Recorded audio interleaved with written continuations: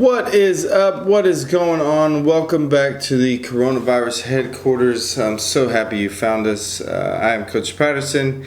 Today we are going to be talking about our first installment of early statehood in Texas. And without further ado, let's jump into it. Let's jump into this computer. So like I said, today we're talking about Texas history and the early statehood. The first thing we need to do is do a little bit of a review. So the last time we met, we talked about Texas being annexed on December 29th, 1845, becoming the 28th state in the United States of America. Now this is a big deal for Texas and the United States, but it's not going to come without its problems. So, quick review of the annexation agreement. Texas had some conditions when they joined the United States. It just wasn't a seamless transition into it. There were some things that they had to meet. They would keep all their public land, but they had the ability to sell some of the debt, sell some of the land to pay off the debt. All the public property now belonged to the United States, and Texas could be divided into 5 individual states. Texas still had more challenges than that to overcome. It had Native Americans that continued to raid their settlements, attack everybody. They just weren't being friendly to anybody that was around them. And Mexico also refused to recognize Texas as part of the United States. Mexico refused to recognize the fact that they had lost the war for independence, or for the Texas independence.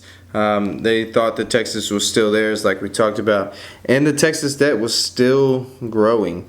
We know that Sam Houston tried to do a lot to limit that debt, and Lamar did his part to make it go up, but that debt is still growing despite all of those efforts by Sam Houston.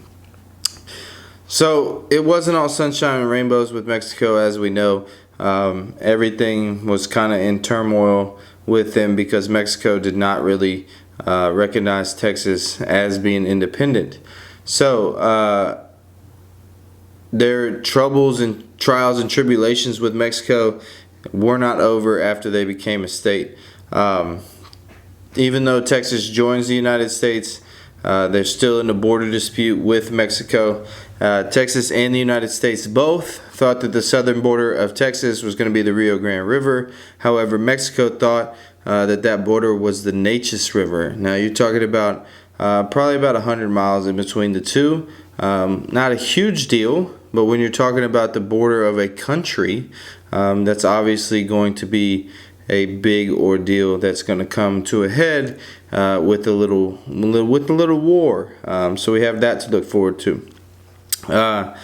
The area that was disputed is about half the size of Texas, and it's going to become known as the disputed territory in this time.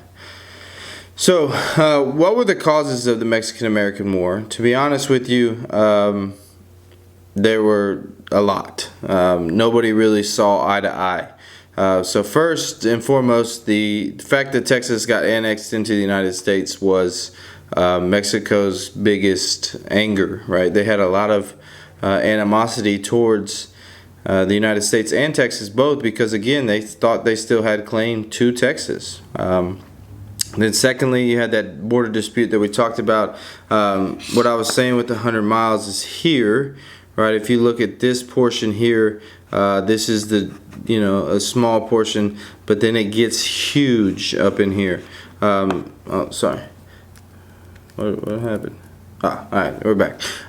So it gets huge up in there because that area, that Neches River, doesn't really go up that way. So you talk about the Rio Grande, that's a major amount of land that is going to be disputed. And another cause of it was, Texas and the United States were trying to negotiate with Mexico on how they could get this, disputed territory settled. So Mexico refuses to negotiate, even though the United States had offered to pay them some $30 million for the land. But Mexico did not want anything to do with it. Again, they still thought they had claim to it. So why would we sell something that's ours? Blah blah blah. And then Polk, the president of the United States at the time, he has this idea of manifest destiny, and he's all about it, and so he's going to do whatever it takes to get the United States to the West Coast or the Pacific Ocean. And so his westward expansion ideas are going to come into play that are going to cause the Mexican-American War. So at the end of the day, it comes to a head and war breaks out. So Zachary Taylor is the guy that Polk puts in charge to go down to Texas and defend the land, right? Mexico's not really in any shape to be in a war, to be honest with you. They're going to participate, but they probably should not have. They really weren't ready for it. They were outgunned, outskilled, everything like that.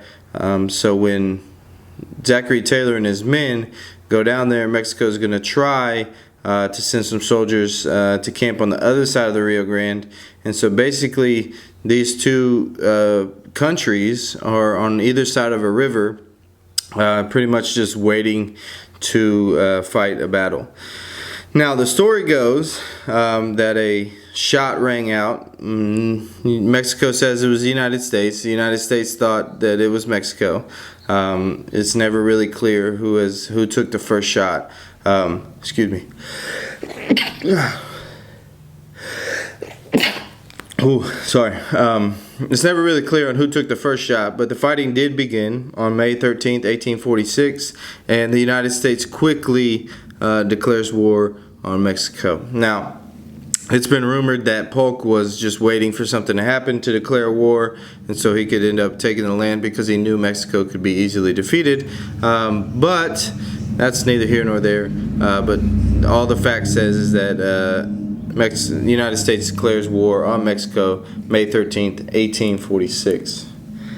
So Zachary Taylor and his men cross into Mexico, or what the United States thinks is Mexico, across the Rio Grande, and begin their march south after defeating that small force of Mexican army that was there across the Rio Grande with them.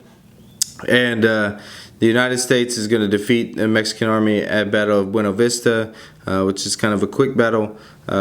Overall, the war lasts 2 years, but it's mainly covering space. We'll see in the review and wrap up that there's really only 4 major battles in this, Buena Vista being one of them.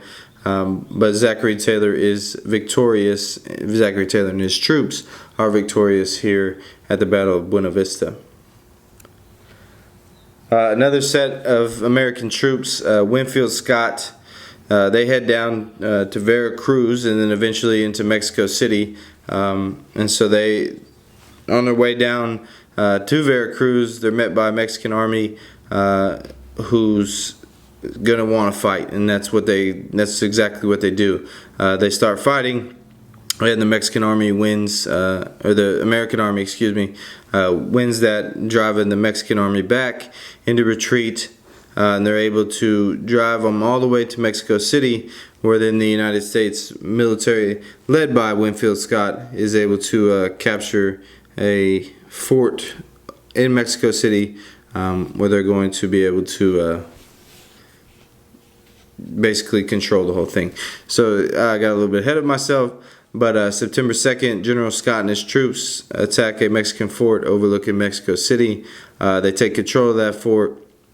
Santa Anna, who's back from the revolution after his exile to Cuba, the Mexican officials asked Santa Anna to come back and lead this brigade in this battle against the United States.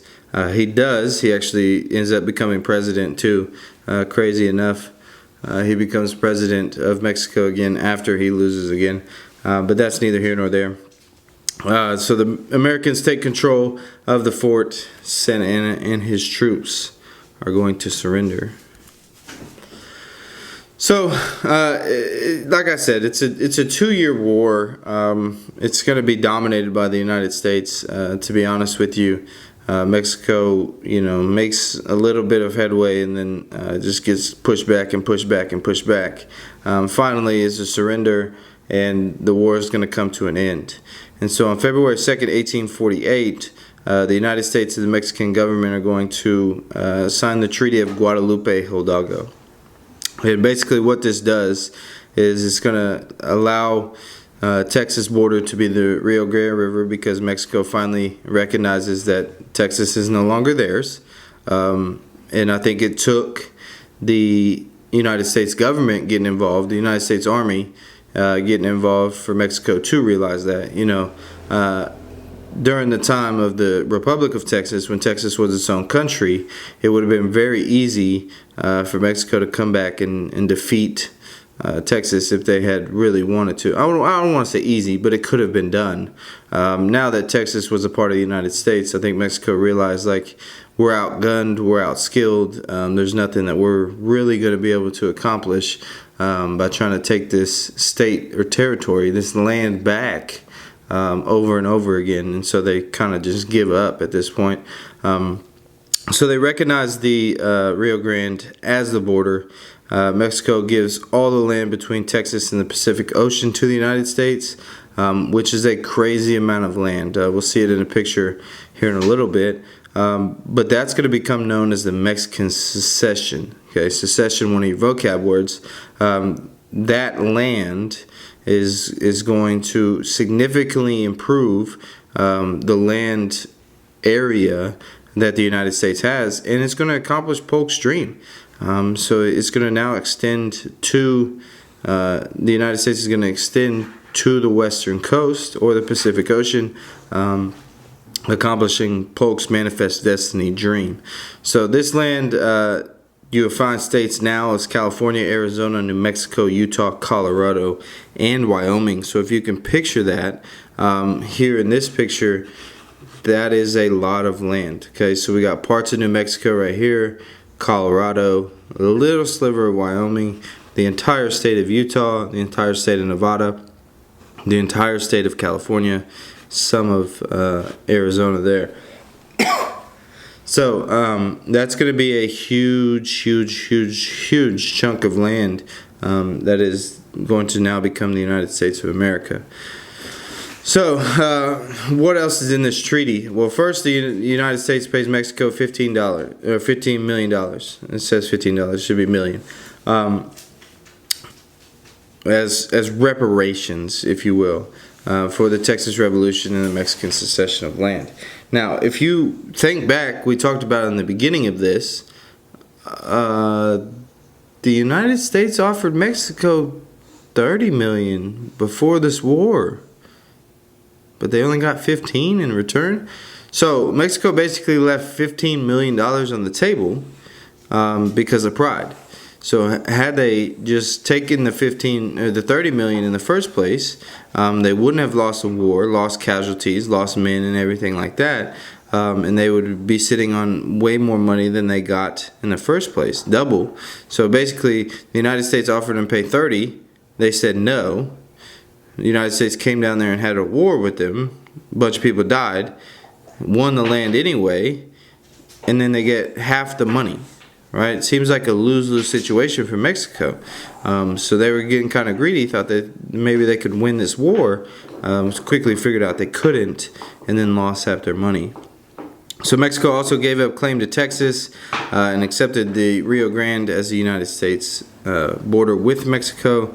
And then Mexican citizens that were living in this area, this Mexican secession, they had two choices. Number one, they could either go back to Mexico, or they could get full U.S. citizen rights pretty much overnight. So if they were, in this Mexican cession land, in the land of California, Arizona, New Mexico, Colorado that we see on this map, they could either just become a U.S. citizen, not doing anything, right? Just like all of a sudden you're a U.S. citizen, fully protected by the United States, don't have to go through the immigration policy, anything like that.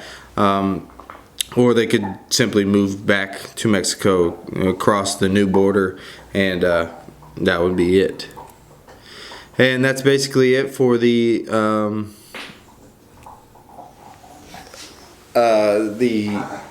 Mexican-American War. Happy that you're here. Happy that you're still with us. Hopefully you're getting your assignments done. Everything's getting taken care of. You're getting some value out of these videos. We really appreciate y'all's attentiveness and getting this stuff done. If you need anything from us, do let us know. We are here to help. Back from the coronavirus headquarters.